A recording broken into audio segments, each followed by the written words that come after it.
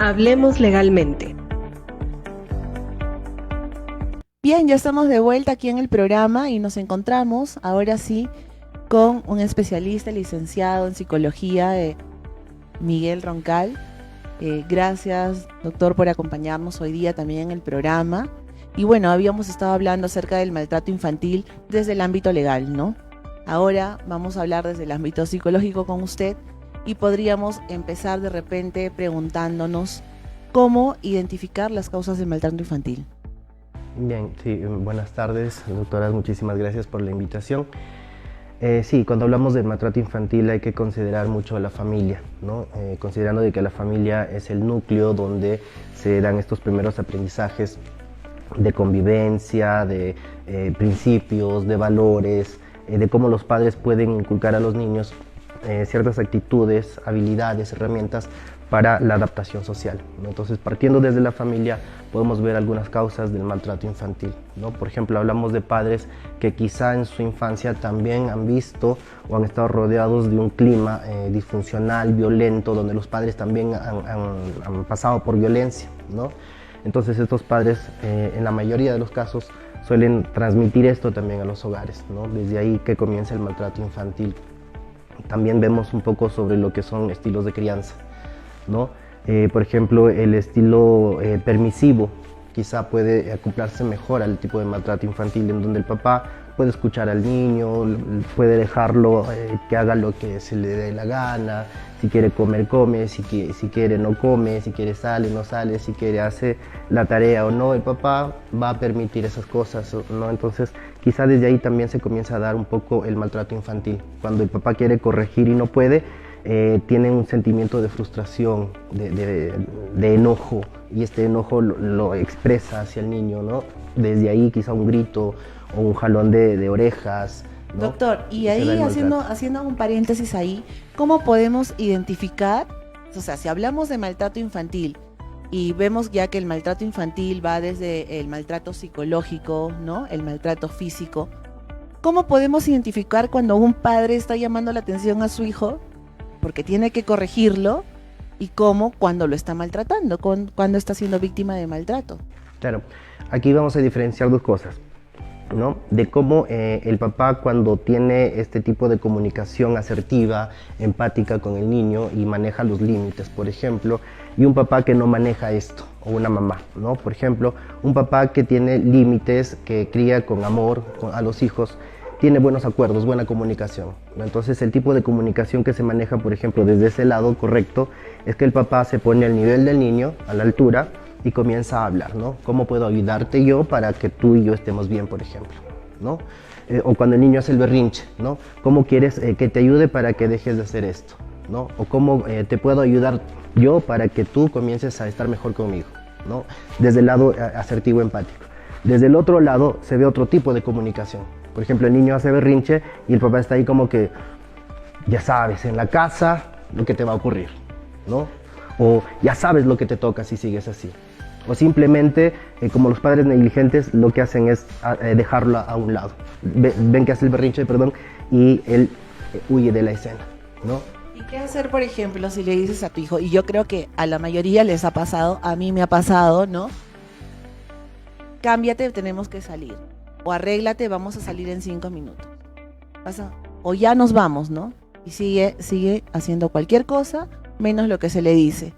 Pasa pero ya voy, pero ya, y así hasta que a la cuarta, quinta vez, uno a veces ya como que explota y levanta la voz, ¿no? Y grita, ya, ¿no? Entonces, y ahí empieza a veces el problema o la discusión, o de repente por ahí el otro papá o mamá también interviene, pero ¿qué hacer cuando tú estás dando una orden a tu hijo y no hace caso y le hablas una, dos, tres, cuatro, 5 veces y no pasa nada y el papá a veces ya pues reacciona, ¿no? ¿Qué hace? Bueno, ¿Está mal? antes de que nos responda, licenciado, con esa pregunta que es buenísima, porque también efectivamente a mí me ha pasado, vamos a un corte comercial y retornamos con la respuesta del licenciado aquí en Hablemos Legalmente.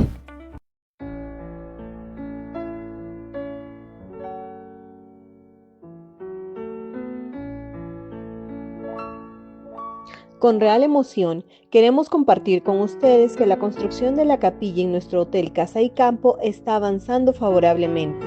Acabamos de colocar los vitrales diseñados y elaborados por el artista Fernando Amorín y como pueden ver son bellos, hermosos y van a resaltar nuestra fe en este ambiente, que acompañado con el trabajo en madera de los artesanos de Don Bosco, esperamos se pueda convertir en una alternativa donde los cajamarquinos puedan descansar su fe. Muy pronto estaremos brindando a nuestra comunidad una bella capilla, donde desde ya se vive plenamente la fe y la cristianidad.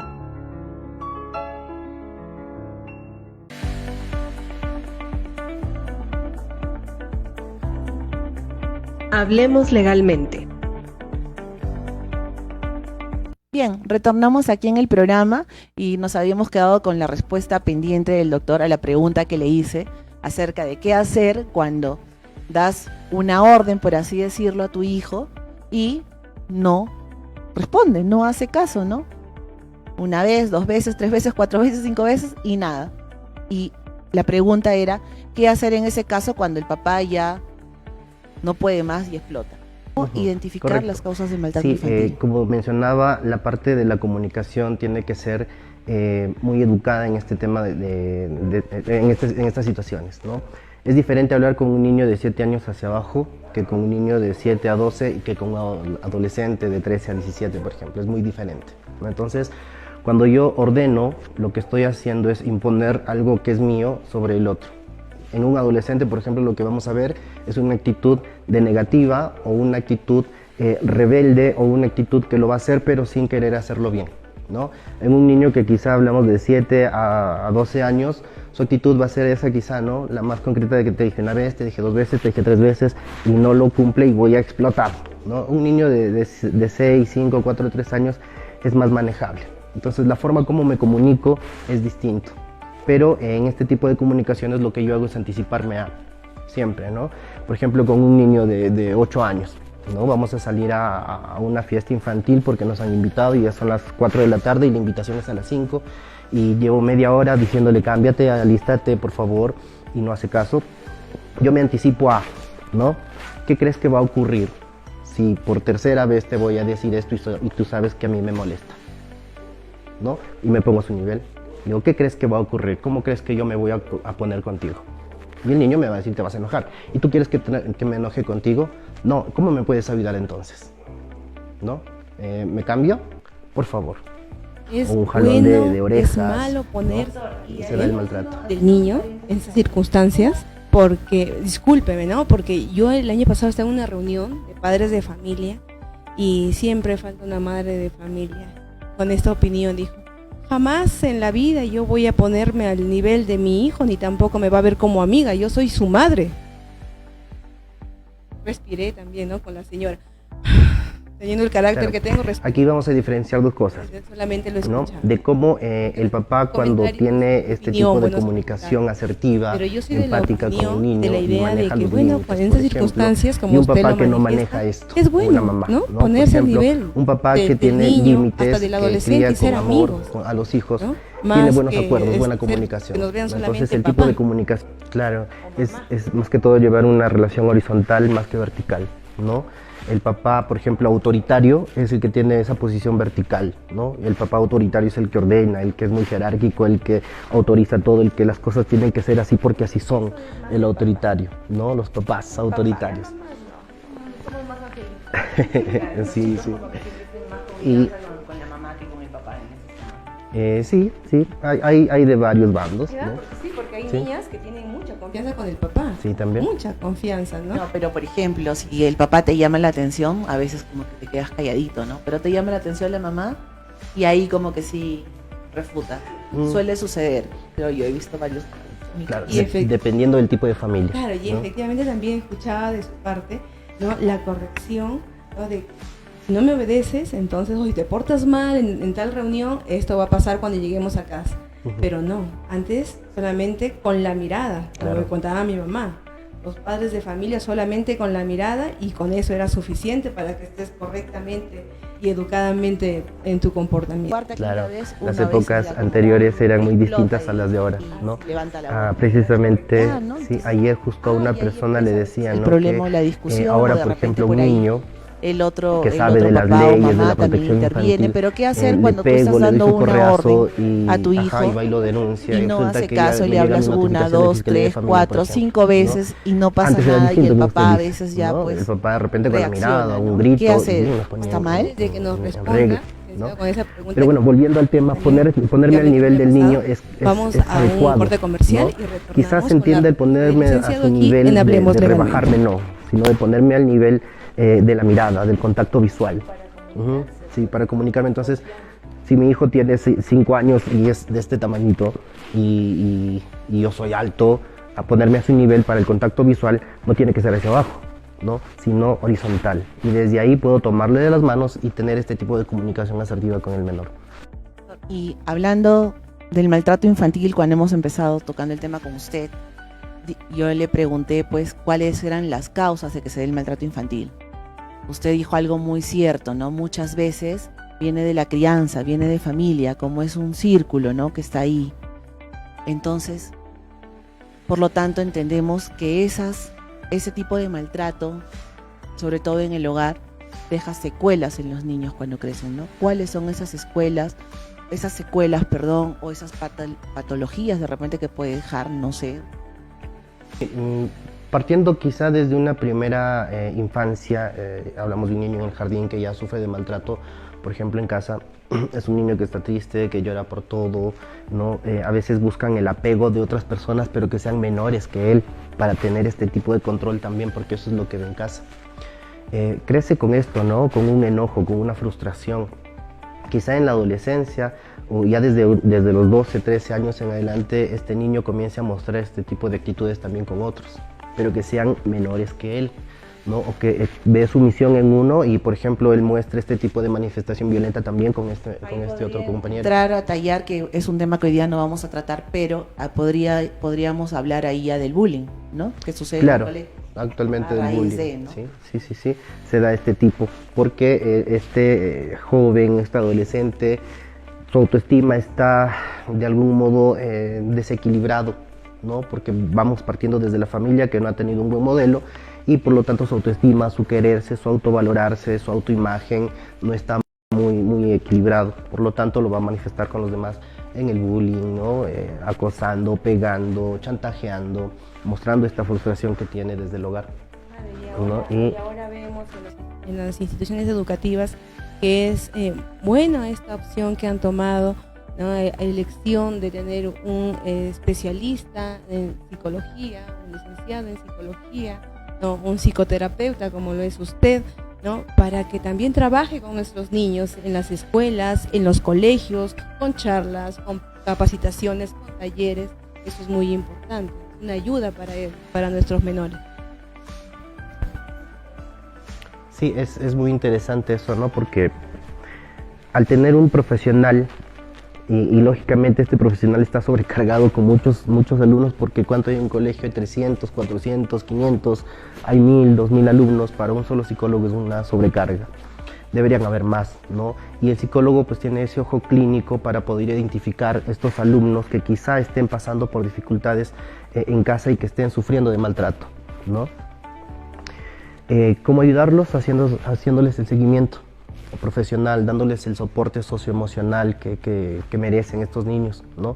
Haciendo el seguimiento también a las familias. Hay familias que por fuera se ven muy bien, pero que dentro del hogar quizá no hay esta bronca de pelearse físicamente, pero hay indiferencia, hay miradas feas o hay contestaciones feas y el niño o el adolescente se percata de esto, ¿no? Y va absorbiendo esto. Entonces, un niño que vive en un entorno así no va a querer estar ahí. Lo que va a hacer es escapar o encontrarse con otros compañeros, su círculo social ya, que estén pasando por algo similar y él se siente aceptado ahí, ¿no? Y por eso es que se fugan, porque se van, embarazos no deseados, ¿no? Situaciones así, o personas ya un poquito más adelante, quizá de la delincuencia juvenil, ¿no? Se van por ese lado. Claro, es genial de que uno llega a casa, a veces el trabajo de todo el día, pero aún así tener un poquito más de paciencia, más sacar un poquito más de esfuerzo también para reunirnos con nuestros hijos de todo el día. Se ve también en muchos hogares que almuerzan con el celular en la mano. Hijos y padres. Se perdió toda la comunicación y toda la relación que podría haber o se podría rescatar en un momento tan importante, aunque sea esa media hora de almuerzo, de poder conversar. Qué importante que lo toque porque a veces los papás dicen, ¿no? En terapia, por ejemplo, en consultas, dicen, ¿cómo me comunico con mi hijo? Porque cuando le pregunto cómo estás, su respuesta muy general es bien, ¿no? ¿Qué has hecho en el colegio? Nada. ¿Te han dejado tareas? Sí. ¿Qué tareas te han dejado? Ya lo hice. ¿No? Es algo muy, muy concreto. Entonces dicen, doctor, dicen, porque así nos tratan, ¿no? Doctor, dicen, ¿cómo hablo con mi hijo? Y hoy les hablo del tema de la apertura, que es algo que cuando lo practicamos funciona. El tema de la apertura consiste, por ejemplo, en que yo a mi hijo no le voy a preguntar cómo está, sino que al contrario, nos saludamos y yo le digo, hijo, a mí me ha ido así el día de hoy. Por ejemplo, le cuento de algo mío. Yo empiezo. Le digo, hoy día me invitaron a una entrevista, hablé con 2 doctoras, me fui, me mojé, un perro me mordió y le cuento lo que me ha ido ahora. ¿Qué ha pasado eso? No, pero estoy suponiendo, ¿no? Entonces luego le digo, ¿y tú qué tal? Mientras de repente estoy almorzando, mientras estamos sentados mirándonos. Y él, en primera instancia, en su cabeza emocionalmente, psicológicamente, el pensamiento dirá, pero ¿por qué me cuentas, papá, si yo no te pregunté? ¿No? Pero yo estoy esperando su respuesta, ¿y tú qué tal? Y él me dirá, no, nada, genial. Al segundo día, lo mismo. Hijo, te cuento que hoy día me fui al trabajo, en la oficina pasó esto, tuve tal paciente, con mamá hablé esto, tengo planes de viajar y le cuento lo mío, ¿no? ¿Y tú qué tal? Y el hijo es como que, bueno, hoy día fui a comprar el uniforme, hoy día fui a jugar con un compañero, hice esto, hice el otro, y ya comienzo a tender un puente de comunicación en esa confianza, en ese ponerme al nivel con el adolescente, ¿no? Entonces, manejar la comunicación siempre es muy importante. Eso que los chicos a veces se explayan, pero cuando ellos quieren, ¿no? Hay muchas veces que uno va y les pregunta, ¿no? Y después, al rato, uno está ocupado en sus cosas y viene y mira, te cuento, ¿no? Y empieza ahí la conversación. O sea. Y creo que también, doctor, es bueno también que escuchen nuestros hijos, ¿sabe qué, hijo? Hija, me equivoqué, discúlpame. Es bueno, ¿no? Porque también nosotros somos seres humanos, tenemos errores, ¿no? Y tenemos tantas cosas en la cabeza, ¿no? Del día a día. Y es bueno, creo yo, que nuestros niños, nuestros hijos adolescentes escuchen un discúlpame, hijo, o tal vez un te amo, hijo. La educación emocional es muy importante, desde muy pequeñitos, ¿no? Una vez una mamá, ya hace muchos años, me dijo, ¿no?, que le habían dicho a ella que no permita que su hijo llore en presencia de la mamá. Me dijo, ¿eso está bien? Y le dije, no lo sé, pero yo creo o considero importante que si tú permites que tu hijo llore contigo y aprenda contigo a calmar la emoción, a identificar y a controlarlo, sería muy bueno, ¿no? Comenzamos entonces en un proceso de cómo enseñar al hijo a llorar adecuadamente, ¿no? Y su hijo de 6 años, por ejemplo. Cohibirlo o prohibirle a que no exprese una emoción, creo que es contraproducente para una educación emocional correcta, ¿no? Entonces, escucharles, decirles esto, te quiero, te amo, siempre con el contacto físico es muy bueno, porque es muy diferente a tenerlo enfrente y decirle te quiero. Es muy diferente a acercarme, ponerle de repente la mano en el hombro y decirle te quiero con el contacto visual también. Eso es mucho más enriquecedor. Sumamente importante, sí. Doctor, sí. Y para ir terminando ya con el tema de maltrato infantil, la pregunta, creo ya para ir finalizando, sería ¿cómo trabajar en ese tema de maltrato infantil? Para trabajar el maltrato infantil, bueno, identificada la situación, con el apoyo de algunas entidades, quizá de Fiscalía, de MUNA, Centro de Emergencia Mujer, siempre hay que hacerle seguimiento a la familia, a los padres, sobre todo para comenzar a dar un proceso de psicoterapia a los padres, ¿no? En la reeducación emocional, en la educación que tiene que tener con los hijos, estilos de crianza, pautas de comunicación con los hijos, el tema afectivo de cada uno, de su familia de origen, hay muchos temas que se trabajan en familia, con los padres, ¿no? Y por otro lado, el seguimiento emocional que se le tiene que hacer al adolescente. Hablamos de habilidades sociales, habilidades blandas, la parte emocional en el menor, la parte afectiva con los padres, el vínculo que pueda tener en la afiliación parental. Es un tema que se trabaja con los niños, ¿no? Que hay especialistas abocados a lo que son terapia infantil, por ejemplo, que manejan herramientas, dibujos, cuadros, cuentos, diagramas, etcétera. Manejan herramientas muy específicas para trabajar con niños, por ejemplo. Con adolescentes es diferente, no se trabaja eso, ¿no? Pero el seguimiento emocional y la psicoterapia a los padres para comenzar a afrontar esto. Un trabajo de su especialidad, de su rama, es muy bonito, la psicología. Mis respetos para esa profesión. Gracias. Muy pronto lo voy a estudiar también. Genial. Vamos a ser Colegas. Muy bien, muy bien. Bueno, doctor, muchísimas gracias por habernos acompañado el día de hoy. Sus números también para contacto, ¿dónde lo pueden ubicar? Sí. Bueno, yo soy director del Centro Psicológico Ascender. El número para informes, citas, consultas es el 923-222-646. ¿Sí? Muchísimas gracias. Muchas gracias también. Gracias. Bueno, esto fue hoy día la entrevista con el doctor, con el psicólogo Miguel Roncal. Muchas gracias, doctor, Gracias. por acompañarnos. Gracias también, muchísimas gracias.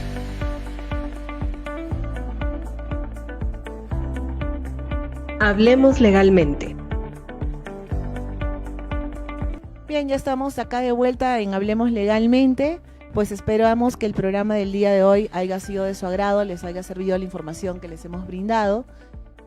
Y recuerden pues acompañarnos como todos los domingos a partir de las 8 de la noche. Pueden seguir en el canal digital de Palcoviv y canales aliados de transmisión. Con nosotros será hasta el otro domingo, 8 de la noche, aquí en Hablemos Legalmente. Chao. Chao, chao.